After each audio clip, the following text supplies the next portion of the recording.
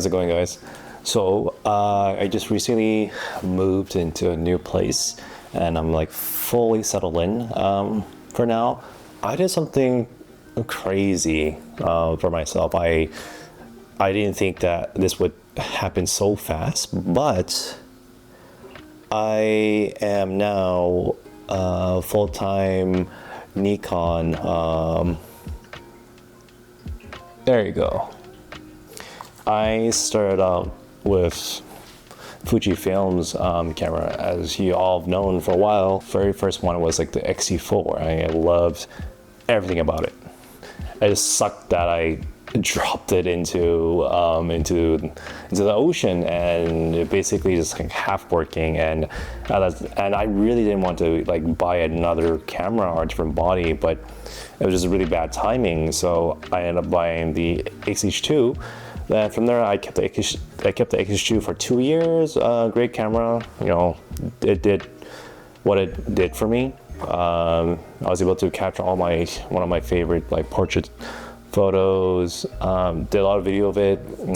Funny enough, it was the camera that helped me start up my YouTube channel, and I sold it probably 6 months ago because I wanted something better that can do photos and video better than what the X-H2 could, right?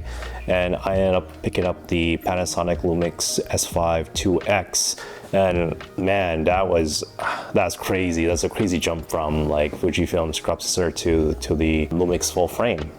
And what I love about that Lumix was that for its price, it punches way above its weight, and that's saying a lot in today's like camera market, where like you have to pay a certain amount of money to get these certain amount of features or quality. But like what the Lumix had with the S5 Mark II or the Mark IIX was it was honestly the perfect hybrid camera. I think it's like crazy because first of all, it offered 6.2 open gate, right?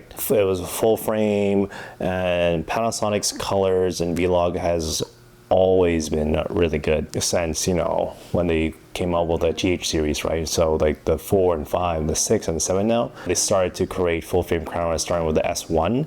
Then they had the S5 and the S1H, S1R, and that was like, I think, the first foray into the full frame market.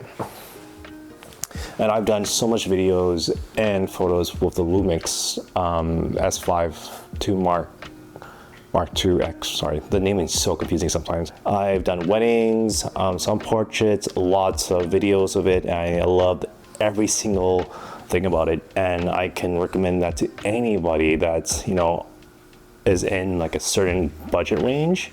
I will always going to recommend Panasonic's Lumix like S5 line, and honestly, and they always go on sale, and it's either they go on sale with just a body, or sometimes from what I've seen, it would come in a bundle with the 50mm 1.8 or the 85mm 1.8 prime, and you know, that's a steal. I'm thinking about what's the perfect camera for me that can hit all those needs, and it was the Nikon ZF full frame.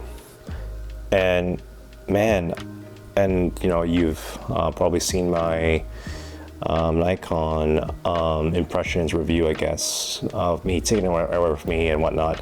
I loved everything about it. I won't say much about it in this video, but please feel free to check out my video on it up here or somewhere there. So the thing about the thing is about the Lumix. So the wedding season just ended, and I'm just slowly going through all the wedding photos I've taken for the Lumix. And just overall, it's been pretty good for what it does. And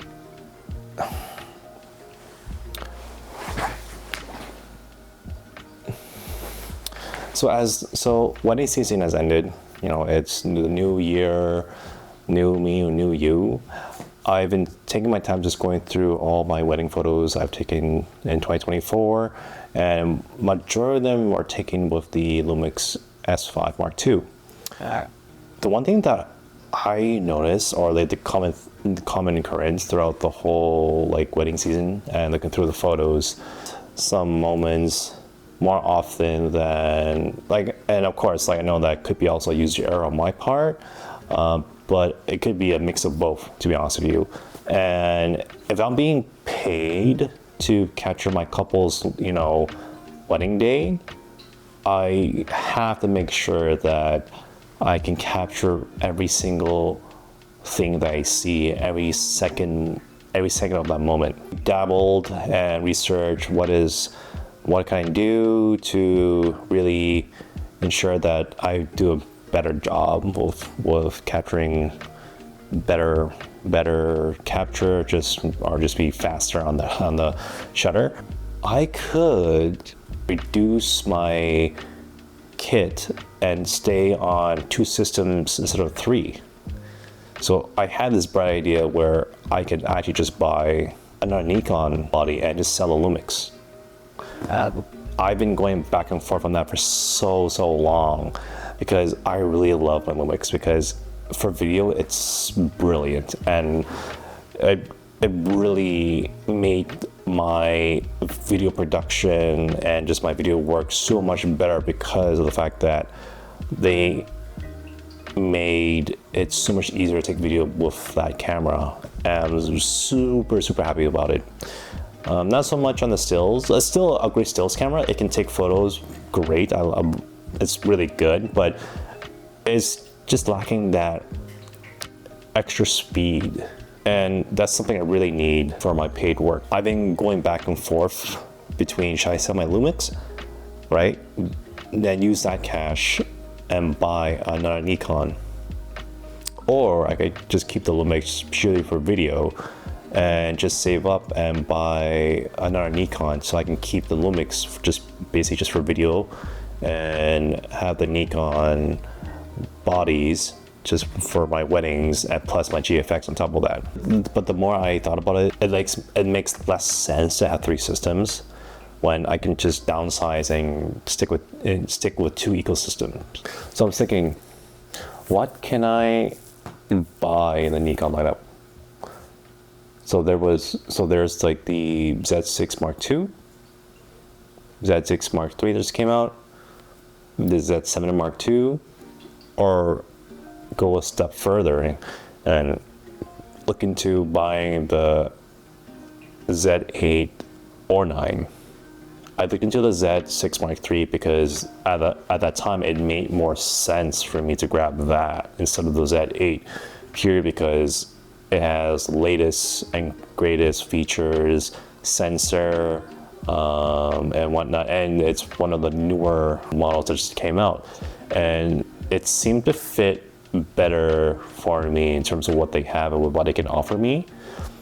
But the thing is that held me back from getting the Mark III. There isn't a lot of megapixels in that sensor. 24, 26 megapixel from the Z6 Mark III is plenty for everyone, including me. Coming from a GFX 100S Mark II, I love the ability to crop into my photos. I tend to reframe a lot of my photos. In the end, I ended up buying the Z8.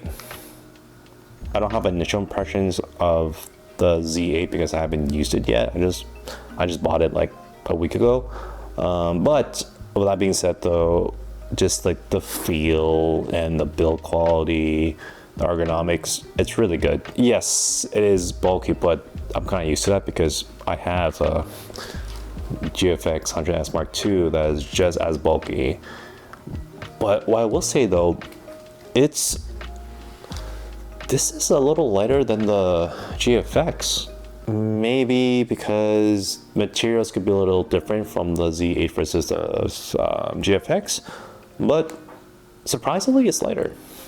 Thank you for taking the time to hear me ramble about why or how I got to this point where I'm now a full-time Nikon gearhead. Well, I'm still like a huge Fuji guy too, but just mainly GFX stuff, but not so much other crop sensors anymore. So you guys have any questions or you have any tips or the best settings for photo video for my Nikon Z8?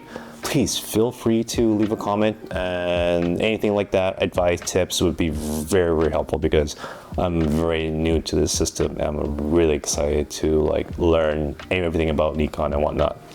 Yeah, if you like this content, hit the like button, and if you don't want to miss any content from me or you're hoping to get more in the future, please hit the subscribe button. Thanks guys, cheers.